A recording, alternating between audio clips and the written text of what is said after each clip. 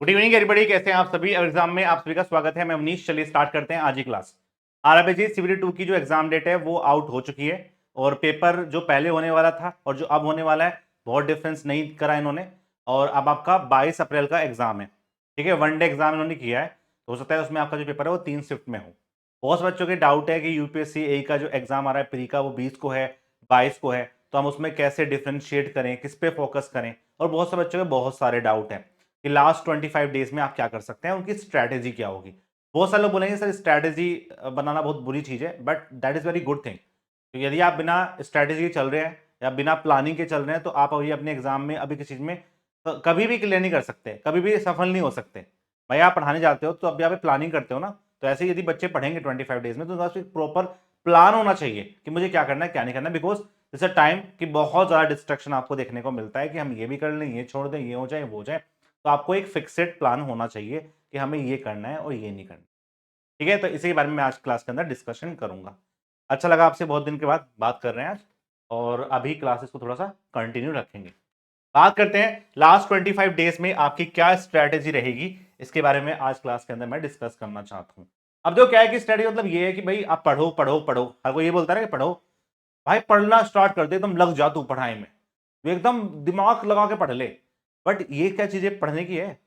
ऐसे तो हर कोई बोल देगा, भाई बचपन से हमें माँ बाप बोल रहे हैं पढ़ ले, लेकिन पढ़ना कैसे है, क्या पढ़ना है, क्या छोड़ना है, कब टेस्ट देना है, कितने नंबर आने हैं, इसको कोई नहीं बताता आपको। और वही आपके एग्जाम में सबसे ज्यादा काम आती है। आप उसको सीख रहे हो टाइम के साथ साथ, तो मैं उस पर डिस्कशन करना चाहूंगा कि मैं ही नहीं बोलूंगा पढ़ोगे अच्छा हो जाएगा, पढ़ लोगे नंबर आ जाएगा। पर क्या पढ़ना है, कितना पढ़ना है, उसके बारे में आप डिस्कस करोगे तो नंबर अपने आप ही आ जाएगा। तो वहां हम बात करेंगे। सबसे पहले देखो क्या है कि मैंने आपकी जो पूरी की पूरी पढ़ाई है उसको डिफरेंट टाइप के फेस में कन्वर्ट किया है। बिकॉज यदि आप 25 डेज का पूरा प्लान बना के बैठोगे तो आप उसे कंप्लीट नहीं कर पाओगे। एक दिन आपका प्लान होगा, दूसरे दिन आप उसको भूल जाओगे। तो मैंने उसको डिफरेंट टाइप के फेस में कन्वर्ट किया कि पहले आप 1 to 7 डेज, आप पहले 7 दिन का प्लान बनाओ। इस 7 डेज में आपको क्या करना है ना, 7 डेज में आपको मेनली फास्ट रिवीजन करना है।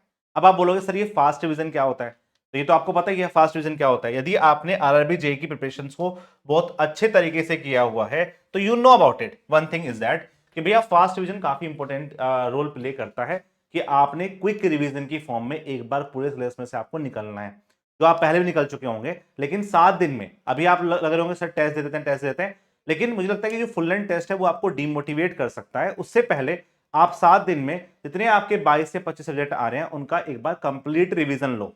ठीक है, वो हो सकता है आपके शॉर्ट नोट्स की फॉर्म में हो सकता है, शॉर्ट नोट्स की फॉर्म में हो सकता है, आपने अपने नोट्स बनाए होंगे, अपने क्विक नोट्स बनाए होंगे, उनसे हो सकता है। ठीक है, या फिर कोई आपके पास हैंडबुक है, या कोई आपके पास हैंडबुक है जैसे सिविल की हैंडबुक आती है, उससे आपने फटाफट से एक बार रिवाइज किया। ठीक है, और रिवीजन के साथ साथ आप है ना एमसीक्यू क्वेश्चन प्रैक्टिस कर सकते हैं।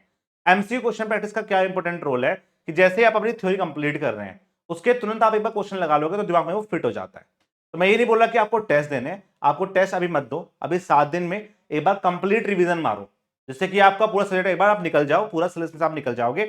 और उसके एमसीक्यू करो। एमसीक्यू के लिए आप क्या क्या कर सकते हैं, जैसे एक तो वाईटी क्लास जो चल रही है उनको आप ले सकते हैं, वो भी सिर्फ क्वेश्चन प्रैक्टिस के लिए, क्वेश्चन प्रैक्टिस के लिए। लेकिन मैं आपको स्ट्रांगली एक चीज के लिए मना करूंगा कि आपको यूट्यूब पे पढ़े नहीं रहना। अब तो आपको लग रहा है कि मैं 12-12 घंटे 10-10 घंटे यूट्यूब पे पढ़ा रहूंगा, तो भाई उससे आपको सारे क्वेश्चन देखे हुए लगेंगे लेकिन वो करेक्ट नहीं होंगे। बिकॉज वो चीजें पहले करनी होती हैं।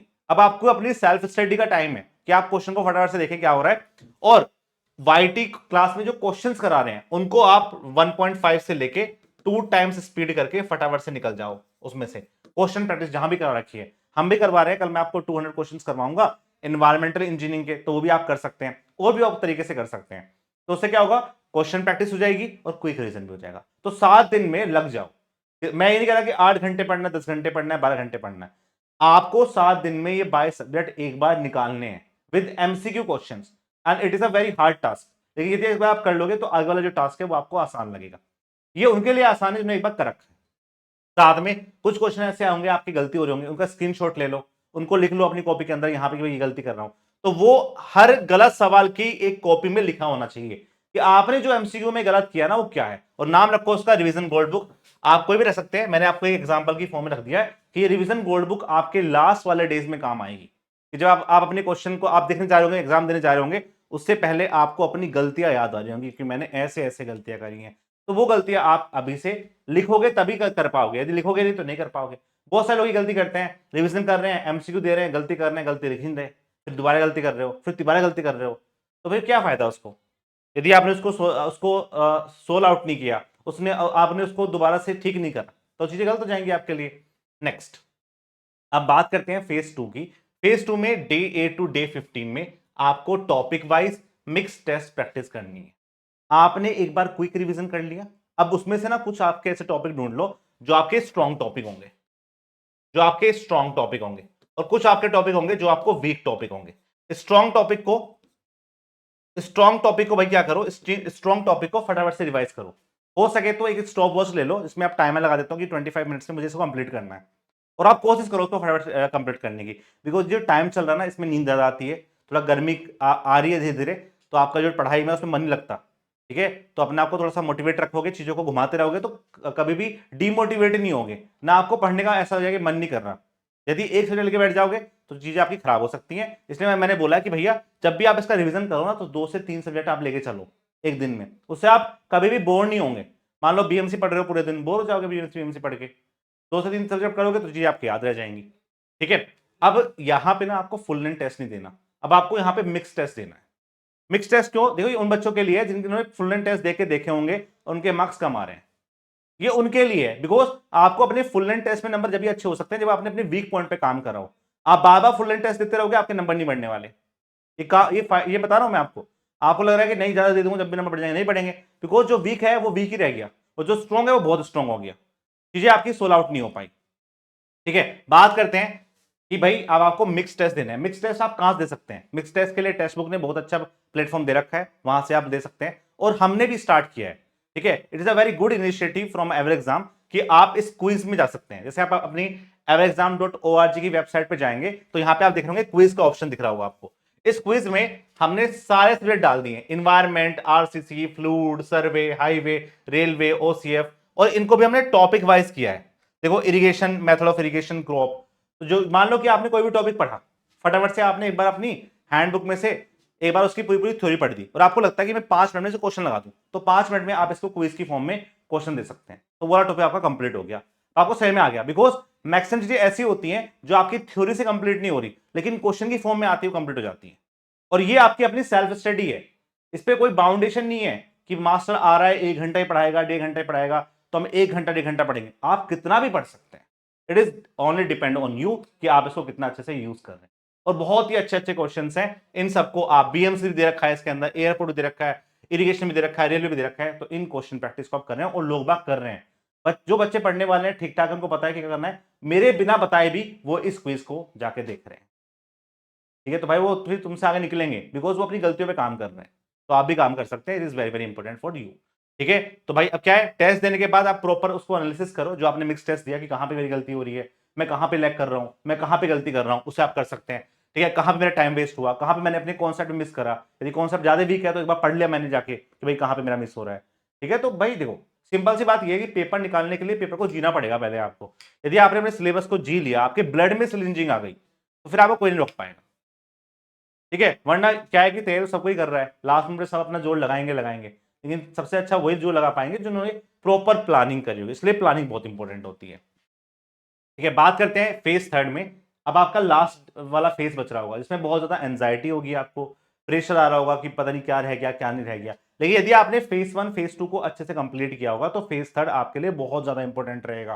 ठीक है, बिकॉज इस वाले केस में क्या होगा, आप अपने फुल लेंथ टेस्ट को दोगे, फुल लेंथ टेस्ट को देने के बाद आप आपके पास प्रेशर नहीं होगा, बिकॉज आपने मिक्स टेस्ट दिए, आपने एमसीक्यू लगाए, तो आपको एक आइडिया तो है कि कैसे क्वेश्चन आ सकते हैं। लेकिन फुल लेंथ टेस्ट देना बहुत जरूरी है आपके फेज 3 में, मतलब पेपर जब होने वाला होगा उससे 5 से 6 दिन पहले आप टेस्ट देना स्टार्ट करोगे। ठीक है, एग्जाम से 3 दिन पहले आपको कोई टेस्ट नहीं देना, लेकिन उससे पहले आपको टेस्ट देने हैं। उस टेस्ट से क्या होगा, एग्जाम जैसा आपको माहौल मिलेगा। मान लो कि आपका पेपर थर्ड शिफ्ट में है या सेकंड शिफ्ट में, मैं आपको अपना अपना दे रहा हूं एग्जांपल, बिल्कुल ऑथेंटिक एग्जांपल आपको दे रहा हूं। पेपर था आरआरबी का ही, ठीक है, और पेपर हो गया मेरा सेकंड शिफ्ट में। वो होता था 2 बजे से 12 बजे से होता था, और उस टाइम पे पेपर मई में था, बहुत गंदे वाली धूप पड़ रही थी, और हमारा जो सेंटर गया था ना वो गया था कानपुर। ठीक है, कानपुर में सेंटर गया था। ठीक है, कुछ लोग इलाहाबाद गया था, लेकिन आजकल हो रहा है कि आसपास मिल रहे हैं, लेकिन हमारा टाइम पे वहीं पे गया था जहां से हमने भरा था। ठीक है, अब क्या हुआ, उस टाइम पे हम यहाँ से पहुंचे, मैं एक दिन पहले ही पहुंच गया था, बिकॉज मुझे लग रहा था कि मैं उस दिन ही पहुंचूंगा तो मैं अच्छे से परफॉर्म नहीं कर पाऊंगा, मेरा जो दिमाग है वो अच्छे से काम नहीं कर पाएगा। तो मैंने एक प्रॉपर रूम लिया, वहीं पे मैं रहा। ठीक है, और लेकिन क्या हुआ कि पेपर सेकंड शिफ्ट में था, तो बहुत ज़्यादा धूप थी, मुझे एंजाइटी हो गई, मुझे डिहाइड्रेशन हो गया उस टाइम पे। तो वो चीज़ें का आपको ध्यान रखना पड़ेगा, बिकॉज हर कोई बोलेगा आपसे जान लगा दो, प्रैक्टिस कर लो, वो कर लो, लेकिन health is very very important thing, जिसको आप हमेशा अवॉइड करते हैं। एक प्रॉपर अच्छा खाना खा के जाइए आप। ठीक है, हेल्दी खाना खाइए, अभी से उसकी तैयारी करिए। ठीक है, बिकॉज जो आपकी बॉडी है ना, वो अच्छे से काम तभी कर पाएंगे जब आपकी बॉडी का हर एक पार्ट अच्छे से काम कर रहा होगा, या आपका दिमाग अच्छे से काम कर रहा होगा। वो तभी कर पाएगा जब आपने प्रॉपर अच्छे से फूड लिया होगा, आपने प्रॉपर अच्छे से खाया होगा, प्रॉपर नींद ली होगी, प्रॉपर एक्सरसाइज करी होगी। तो वो बहुत इंपॉर्टेंट है। तो आपका पेपर भी गर्मी में होने वाला है, तो इसलिए आप प्रॉपर अपना दिमाग को ठंडा रखें, अच्छे से जाएं। ठीक है, प्रॉपर मुंह धो के जाएं, है ना, क्योंकि अभी डिहाइड्रेशन के बहुत चांसेस हो सकते हैं। मुझे हो गया था, बिकॉज एंजाइटी इतनी रहती है कि गला सूख जाता है। तो वो तो मैंने क्या है, समहाउ उसको कंट्रोल कर लिया, बिकॉज हमने बहुत सारे एग्जाम लिख रखे थे पहले, ईएससी का मेंस भी लिख रखा था, तो मुझे थोड़ा आइडिया था कि इस प्रेशर को हम झेल सकते हैं। बिकॉज मैक्सिमम बच्चे ऐसे होते हैं जिनकी पढ़ाई बहुत अच्छी है, बहुत अच्छा पढ़ रहे हो, लेकिन एंड टाइम पे कहीं ना कहीं वो डग आउट हो जाते हैं, बिकॉज वो उस प्रेशर को फील नहीं कर पाते। तो उस प्रेशर की आपको तैयारी देनी है। टेस्ट जिस टाइम पे आपका पेपर होने वाला है, उस टाइम पे आप प्रॉपर टेस्ट दीजिए। बहुत से बच्चे ऐसे होते हैं जो पूरी रात पढ़ते हैं, दिन में सोते हैं। तो आप अपने इस माहौल को चेंज करना पड़ेगा आपको इस वाले फेस में, बिकॉज आपको फिर आपका दिमाग काम नहीं कर रहा होगा, बिकॉज उस टाइम तो आप सोते हो, इस टाइम का पेपर है। तो अपने जो रूटीन है उसको थोड़ा चेंज करिए, क्योंकि बहुत इंपॉर्टेंट है वो, है ना, वरना वो कहीं ना कहीं आपको लैग कर जाओगे चीजों को लेके। ठीक है, तो मोबाइल साइलेंट करो, मोबाइल अभी छोड़ दो। ठीक है, सेल्फ स्टडी करनी है आपको प्रॉपर वे में, सेल्फ स्टडी आप करिए। आप अपने अपने मोबाइल, क्योंकि देखो क्या होता है, जितना क्विक आपको चीजें मिल रही होंगी ना, उतना डिस्ट्रक्शन ज्यादा। मोबाइल से आप 1 मिनट में यूट्यूब पे पहुंच जाओगे, 1 मिनट में आप कहीं और पहुंच जाओगे, 1 मिनट में कहीं और पहुंच जाओगे। लैपटॉप पे आप पढ़ो, उसमें आप प्रॉपर वेबसाइट खोलो, प्रॉपर उस पर क्वेश्चन प्रैक्टिस करो, तो आप हमेशा इंगेज रहोगे। या फिर एक काम भी कर सकते हो, मान लो आपको मोबाइल डिस्ट्रक्शन दे रहा है, तो मोबाइल से पढ़ना स्टार्ट कर दो। तो मोबाइल आपको डिस्ट्रक्शन नहीं देगा, अलग रखा रहेगा ना, तो डिस्ट्रक्शन देगा कि मुझे मोबाइल देखना है, मुझे मोबाइल देखना है। तो अभी आप सोचो, मन को समझा लो, बेटा अच्छे से मैं सारी वेब सीरीज देखूंगा, अच्छे से मैं नेटफ्लिक्स चलाऊंगा, अच्छे मैं गेम खेलूंगा, पबजी खेलूंगा, बट पेपर के बाद अभी मैं अपनी पढ़ाई पे फोकस करना चाहता हूं। तो थोड़ा सा अपने दिमाग को बेवकूफ बनाओगे तो भाई जिंदगी में कामयाब हो जाओगे अच्छे से। ये बहुत जरूरी है, एग्जाम निकालना इतना मुश्किल नहीं है, डिस्ट्रैक्शन बहुत ज्यादा है आजकल। ठीक है, चलो बात करते हैं आपका फेज 4, जब आपके एग्जाम से 3 दिन पहले, 4 दिन पहले पढ़ाई थोड़ी सी कम रहती है, बट अब आपको फाइनल टच देना है। जितना भी आपने इन फेज में काम किया, जो भी आपके पास कंटेंट बना, उसको एक बार रिवाइज करिए बस। ठीक है, दूसरा, माइंडसेट को बूस्ट करिए, प्रेशर मत डालिए। कोई नया टॉपिक देख लिया आपने, यूट्यूब पे बोला कि यहां से क्वेश्चन आ रहे हैं, या आरआरबी जेईई ऐसे क्वेश्चन बना रहे हैं, आप क्या कर रहे हो, जैसे बना रहा है बना दो, अब जो हमसे हो गया हम तो वही करेंगे। इतना माइंडसेट होना चाहिए आपका, मतलब अपने ऊपर विश्वास होना चाहिए आपको, मैं टेस्ट में नंबर लेके आया हूं, वहां भी आ जाएंगे। ठीक है, और थोड़ा मन को हल्का रखो, टाइम से सो, टाइम से उठो। ठीक है, थोड़ा सा म्यूजिक सुनो। तो ये क्या है, लास्ट मोमेंट है आपके पास, ये नहीं कि आप पागल से हुए पड़े हैं, आपको ना दिन पता ना रात पता ना कुछ हो रहा है, तो कहीं ना कहीं चीजें आपके बेहतर तरीके से नहीं हो पाएंगी। ये सच है, बहुत कम पर 1-2% बच्चे ऐसे होते हैं जो लास्ट में बहुत अच्छा कर जाते हैं ऐसा करके, लेकिन 99% बच्चे वही होते हैं जो पहले से पढ़ते हुए आ रहे हैं। ठीक है, तो इस वाले फेज पे आप फेज 4 पे अच्छे से काम कर सकते हैं। और हम आपके लिए बस क्या करेंगे, देखो मैं अभी क्विक रिवीजन तो करवा सकता हूं, लेकिन quick revision is not important for you कि मैं आपका यूट्यूब पे 4-4 10 घंटे कराऊं, बिकॉज वो एक आपके पास रेस्ट्रेंट है कि टीचर पढ़ाएगा तभी आप पढ़ोगे। तो उसके लिए मैंने क्विक रिवीजन बैच बना रखा है आपका, वो लास्ट मोमेंट पे आपके वही काम आने वाला है। ठीक है, तो उसको आप ले सकते हैं। मैं आपके यूट्यूब पे टॉप 200 से लेके 100 MCQ क्वेश्चन करवा रहा हूं। ठीक है, तो कल सुबह मैं आपको मिलूंगा 10:30 AM पे, और वहां पे हम इन्वायरमेंट के अच्छे क्वेश्चन करेंगे, बिकॉज इन्वायरमेंट एक बड़ा टॉपिक है, और इन्वायरमेंट का अलग से 10 नंबर का आ भी रहा है, तो ये अच्छे वेटेज लेके जाएगा आपके एग्जाम में। तो इसके जो क्वेश्चन है वो काफी हम करेंगे, और इसमें मैं आपका एयर और नॉइज पोल्यूशन भी कवर करूंगा। ठीक है, तो कल सुबह में आपको मिलेंगे, और ये एमसीक्यू आप हमारे साथ कर सकते हैं यूट्यूब पे। ठीक है, बट इसको क्विक टाइम में करना है। यदि आपके पास टाइम कम है, आपको अपना टाइम बैलेंस नहीं हो रहा है, तो आप रिकॉर्ड देखो। यदि आपको लगता है कि नहीं सर के साथ देखेंगे तो मजा आएगा, तो आप वो भी कर सकते हैं। ठीक है भाई, तो इस तरह से अपनी पढ़ाई को करिए। देखो, ना करने को 100 बहाने हैं, मत करो। यूपीएससी ए का एग्जाम आ रहा है, या फिर आपका ये एग्जाम आ रहा है। ठीक है, यदि आपने पहले यूपीएससी ए के नोट्स बना रखे हैं प्रॉपर तरीके से, तो आप दोनों चीजों को बैलेंस कर सकते हो। यदि नहीं बना रखे हैं तो भाई एक चीज पे फोकस करो, बिकॉज अभी आपने आरआरबी का CBT 1 एग्जाम क्रैक कर चुके हैं, आप एक जो स्टेज है उसको कंप्लीट कर चुके हैं, स्टेज सेकंड पे आप जाके बैठे हुए हैं, इसके बाद आपको उससे जॉब मिलेगी। तो भाई आप अपने आरआरबी पे फोकस करो, ठीक है। हो लोग लगेगा तो जॉब छोटी है वो जॉब बड़ी है, भाई पता चला दोनों में से कोई नहीं मिली, बिकॉज आप दोनों नाव में पैर रख के बैठे हुए हैं, ये भी नहीं हो रहा वो भी नहीं हो रहा, दोनों छूट गई, ठीक है। तो इसलिए एक पे फोकस करो जिसमें आपको लगता है कि आपकी जो पढ़ाई है, आपने जो अपना 100% दे रखा है, आप दिया ना यूपीपीए का एग्जाम, लेकिन मेन फोकस आपके पास आरआरबी का होना चाहिए, बिकॉज आपने उस पर बहुत सारा टाइम दिया है, ठीक है। तो उस तरह से आप कर सकते हैं। बात करते हैं, ये आपके बैच चल रहे हैं, मैं आपको हाईली रिकमेंडेड करूंगा जिन बच्चों ने अभी नए टॉपिक को ज्यादा छुआ नहीं है, वो नए टॉपिक आपसे अच्छे से कंप्लीट नहीं हुए हैं, तो आप अपने RRB JEE quick revision batch पे काम कर सकते हैं। इसमें मैं आपको लास्ट ऑफर दे सकता हूं, बिकॉज अभी एग्जाम पास में है, तो आप इस पे यूज कर सकते हैं लास्ट 20 आप इसमें प्रोमो कोड यूज करेंगे तो इस पे आपका ऑफ हो जाएगा, ठीक है। ये इस वाले बैच के लिए, sorry not quick revision batch, because इसमें आपका क्विक रिवीजन प्लस CTQ दोनों है, क्वेश्चन प्रैक्टिस भी है और साथ में क्विक रिवीजन भी है, तो इसके लिए आपको लास्ट 20 ये यूज करना है। बीच में इसमें इसमें कोई स्पेस नहीं है बीच में, आप इसको यूज कर सकते हैं, तो इसके जो प्राइस हैं वो कम हो जाएंगे, ठीक है। 20% इसमें ऑफ हो चुका है, आप जाके इसको ले सकते हैं, ठीक है। तो ये आपके 2 दिन के लिए वैलिड है, उसके बाद इसके प्राइस में कोई चेंज नहीं होगा।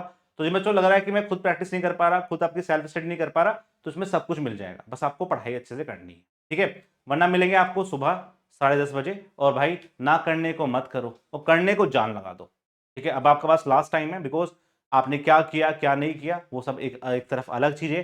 अब ये जो लास्ट 25 डेज आपके पास बचे हुए हैं, इनमें आप क्या करते हैं, वही बहुत इंपैक्टफुल रहेगा आपके एग्जाम के लिए, ठीक है। चलिए फिर मिलते हैं नेक्स्ट क्लास में। कोई और आपके डाउट है उन पर आप काम करिए। और बहुत डिमोटिवेट हो रहे हैं बच्चे इसको लेके कि हमने मेंस दिया है, हमने प्रॉपर टेस्ट दिए हैं, हमारे बहुत टेस्ट दे लिए मैंने, बंडल्स ऑफ टेस्ट दे लिए मैंने, पर मेरे नंबर नहीं बढ़ रहे, मेरे नंबर ही नहीं आ रहा कहीं। भाई जो पहले हो गया उसको छोड़ो, गोली मारो उसको। अब जो आपके पास बचा हुआ है ना, इस पर आप अच्छे माइंडसेट से पेपर दो।